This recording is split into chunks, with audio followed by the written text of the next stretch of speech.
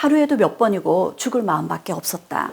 그렇다고 나이 많은 시어머니와 어린 자식들을 두고 생목숨을 끊을 수가 없어 바가지를 들고 동양에 나섰다. 추운 겨울 서북풍은 살을 애는 날씨인데 이불 한 채 없이 밤을 새우자니 배고픈 고생보다 더 무서웠다. 나도 인생의 온갖 풍파를 겪으면서 살아왔고 출가하여 독립운동가의 자손으로 모든 고생을 참아가면서 살아왔지만 이때처럼 외롭고 슬픈 시절을 처음 겪었다. 외놈들을 반대하여 목숨 걸고 싸운 우리가 공산당 치하에서 이렇게 될 줄이야 꿈에도 생각 못하였다. 사실 이런 참변은 그 당시 북만주 교포들 중 우리 한 집만은 아니었다. 나라가 광복을 맞았음에도 불구하고 이들의 고난과 시련은 끝이 아니었던 거죠.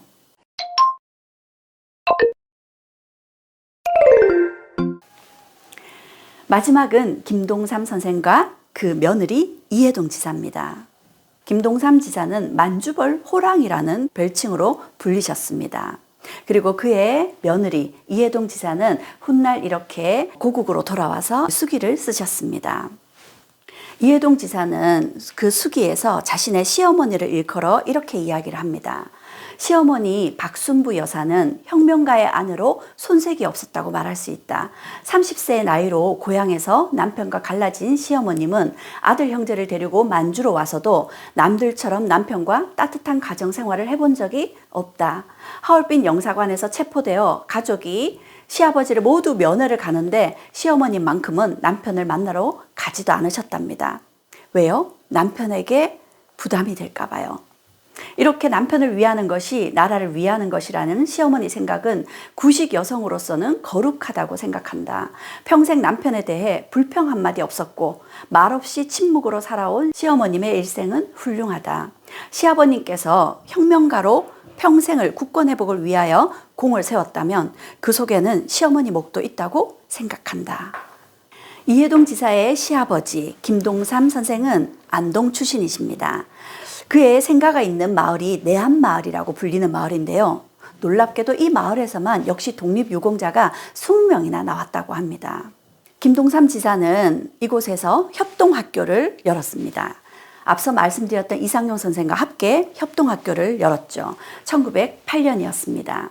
협동학교라는 것이 안동의 동쪽 지역에 있는 7개 마을이 함께 신식 중등학교를 열겠다라는 뜻으로 붙인 이름입니다. 여기 눈빛이 매서운 김동삼 선생의 젊었을 때 모습이 보입니다. 김동삼 선생의 집안은 어떨까요?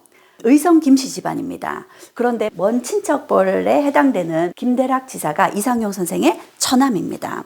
이분 역시도 일가를 이끌고 만주로 건너가서 독립운동을 하셨던 분이십니다. 뿐만 아니라 협동학교를 꾸릴 때도 학교의 공간이 좁자 김대락 지사는 자신의 사랑채를 기꺼이 내어주었다고 하죠.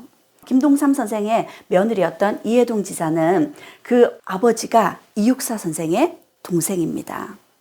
역시 대단한 집안의 분들이신 거죠. 김동삼 지사는 이 안동 지역에 있는 사람들과 함께 만주로 망명을 떠납니다. 김동삼 지사는 이 지역 사람들 뿐만 아니라 자신을 따르는 젊은이들까지 데리고 만주의 망명길에 올랐습니다. 안동에서부터 저기 삼호모까지 가는 먼 길이었습니다. 그 당시 안동 지역에서 자랐던 이해동 지사 역시도 8살의 나이에 만주로 건너갔다고 합니다. 8살 아이가 이 먼 길을 걸으면서 그리고 그 추위를 헤쳐가면서 가기가 쉽지 않았을 겁니다. 기억하기로 수기에서 이렇게 적고 있습니다. 아래 윗니가 연방 방아지를 하였고 윗니 아랫니가 저절로 떨리는 거죠. 손발은 얼어서 제 감각을 잃었다. 조모께서는 고놈의 날씨 외놈보다 더 독하다라고 하셨다고 하죠. 외놈을 피해서 저 멀리까지 도망가는 길 역시 정말 이들에게는 고난의 길이었습니다. 그리고 김동삼 선생은 서간도에 넘어가서 역시 경학사에 몸 담으셨습니다. 신흥강습소를 졸업한 학생들은 좀 더 심화된 군사훈련이 필요했습니다. 그래서 김동삼 선생은 신흥강습소를 졸업한 400여 명을 이끌고 백두산 서쪽에 백서농장이라는 걸 만들고 이곳에서 군사훈련을 합니다. 들키지 말아야 되기 때문에 깊은 숲속으로 들어가서 낮에는 농사를 짓는 척하고요. 실질적으로는 밤에 사람들의 눈을 피해서 군사훈련을 하던 곳이었습니다. 그야말로 비밀 군영이었던 거죠. 이 비밀군영을 김동삼 선생이 이끌었습니다. 그리고 김동삼 선생은 이 비밀군영에서 훈련된 독립군들을 데리고 서로 군정서군을 이끌게 됩니다. 그리고 이 서로 군정서군은 청산리 대첩에 북로 군정서군을 이끌고 있던 김자진 장군과 함께 청산리 대첩에서 큰 활약을 합니다. 우리가 잘 알고 있는 김자진 장군이 가장 존경하는 인물이 김동삼 선생이라고 이야기했었다고 합니다. 하지만 청산리 전투에서 우리가 대승을 거두게 되면서 일본은 곧장 보복을 하게 이르릅니다. 간도 지역에 있던 많은 조선인들을 학살했던 거죠. 특히 김동삼 선생은 일본의 타겟이 되었습니다. 그 때문에 삼원보 지역의 삼강학교의 교장이셨던 김동삼 선생의 동생 김동만 선생이 일본에 의해 살해되었습니다. 그런데 그냥 죽이는 것이 아니라 총검으로 전신을 난자해서 죽였습니다. 그의 죽음을 수습하니 차마 눈뜨고 못 볼 지경으로 참혹했다고 합니다. 김동삼 선생의 충격도 컸습니다. 친동생을 잃었으니 말이죠. 그래서 만주 지역에 있던 가족들을 하얼빈으로 옮겼다고 합니다. 그리고 자신은 이후 만주 지역의 독립군 대표로 상해 임시정부의 국민대표회의가 열리자 그곳으로 건너가게 됩니다. 이때가 1923년이었습니다. 임시정부의 방향을 놓고 여러 갈래에 있던 독립운동가들, 이들은 이념도 다르고 독립운동에 대한 가치관도 달랐습니다. 그러다 보니까 상해 임시정부를 어떤 방향으로 끌어갈지 의견의 일치를 보기가 힘들었던 거죠.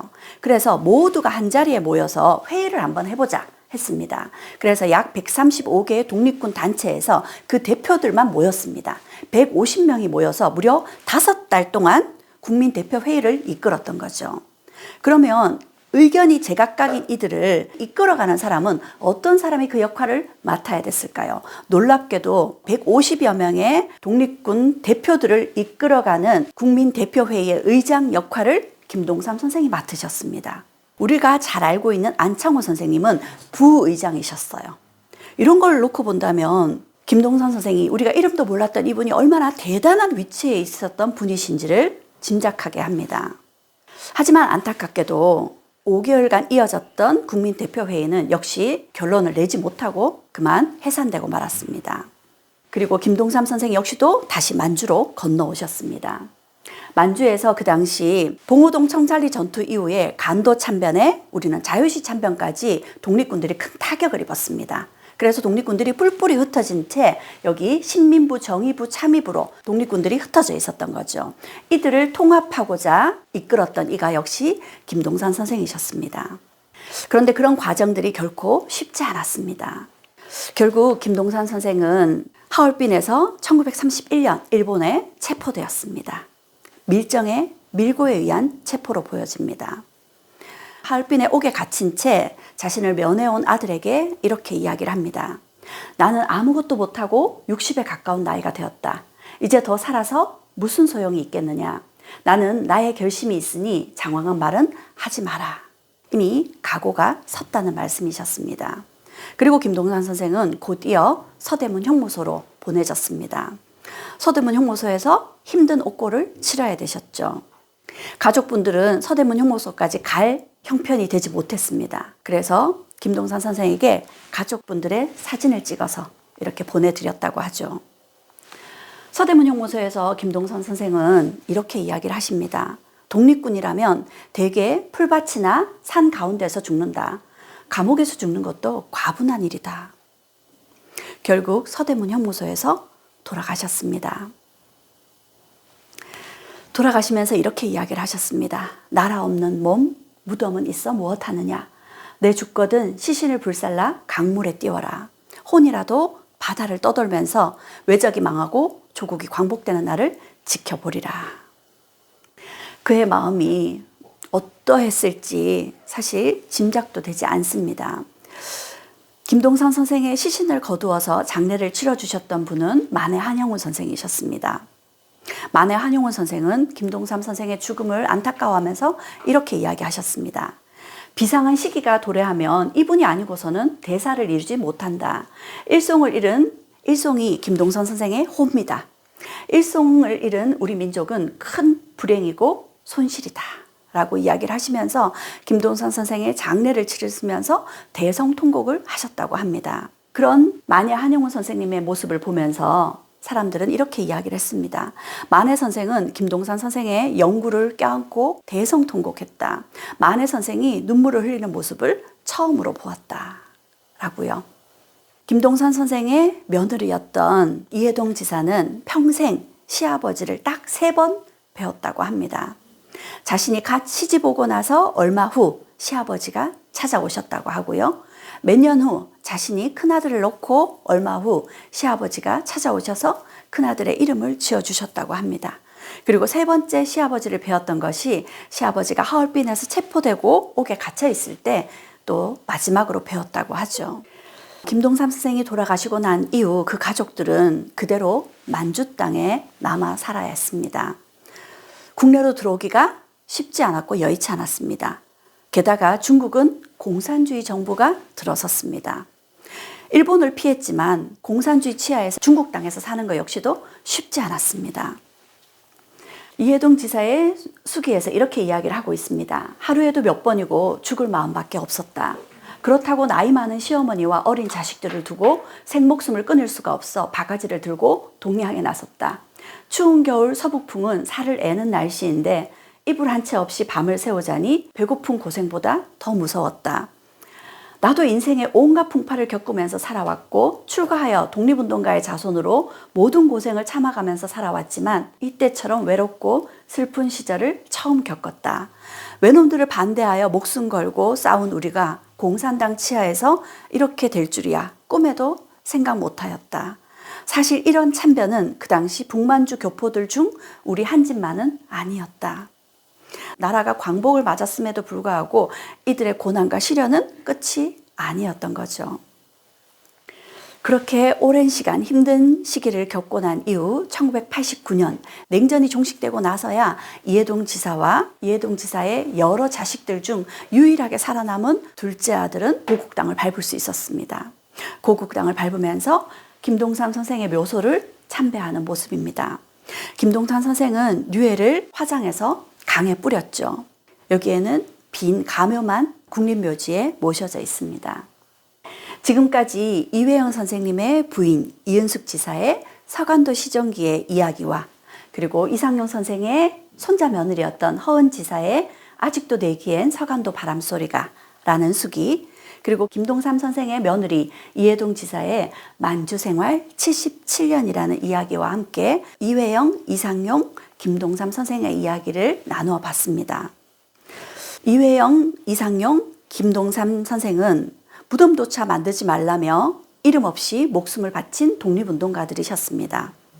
반면 이은숙 지사, 허은 지사, 이해동 지사는 마지막까지 그 많은 연세에도 마지막 힘을 다해 기록으로 이들의 이름을 남기고 많은 사람들에게 기억되길 바라면서 인생의 마지막 힘을 다해서 수기를 남기셨습니다.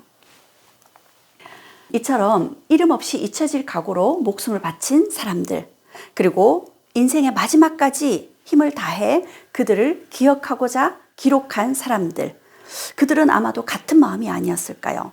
우리들 역시도 그들처럼 살 수 있다면 하고 생각해 보았습니다.